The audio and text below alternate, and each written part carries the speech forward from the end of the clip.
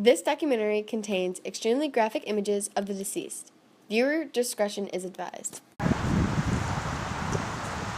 Yep, he's dead. Another one gone.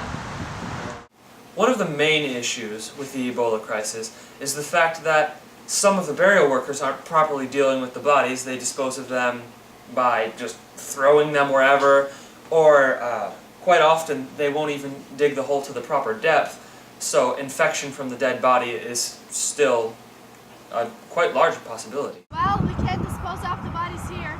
The combination of two proteins is what makes the Ebola virus as deadly as it is. The first is protein V35, and the second is protein V24. V35 disrupts the immune system in such a way that it's not able to effectively fight against the Ebola virus. The second protein, V24, disguises, it doesn't, not quite disguise, but it has a loophole, let's say, that allows it to neutralize and replace an important protection within cells against disease-causing agents. So once it does this, it's able to travel to the nucleus of a cell, inject its own, or the DNA of the Ebola virus, and from there it will multiply and spread to other cells. As for the symptoms, they start out very similar to flu-like, with fatigue and chills and the rest. And then from there, once they grow to a larger number, they begin to secrete a protein that actually breaks down the red blood cells and other portions of the cardiovascular system. That's why many Ebola patients start out displaying flu-like symptoms, but in the end their case will deteriorate to something much worse. Each of our families disowned us because they believe we are going to spread the Ebola virus throughout the community. We are very overwhelmed by the amount of deaths that happen each day. There are approximately 16, but we are doing this to help our country. But we don't have any more room to bury the bodies.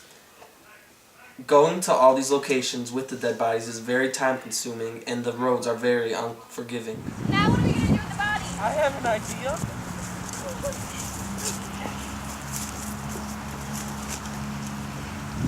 Let's get the other one.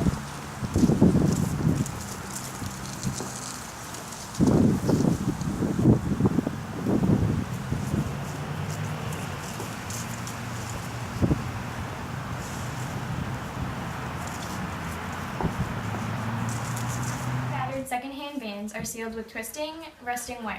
A worker wearing only a short-sleeved t-shirt carried away a stretcher wearing only plastic bags over his hands for protection.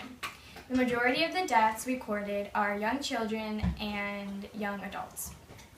Ebola victims are buried in expanding, muddy graves, which are a makeshift arrangement and are seen as a looming threat by the residents of the slums. Haley, you don't look so good. Yeah, are you feeling all right? No, I'm really not.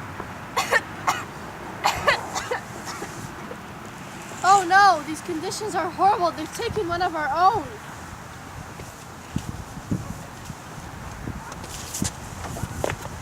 Strike! Strike! Strike! Strike! Strike! And I have gone on strike because of our weekly allowances. Our $100 are not being given. We bury 16 bodies daily.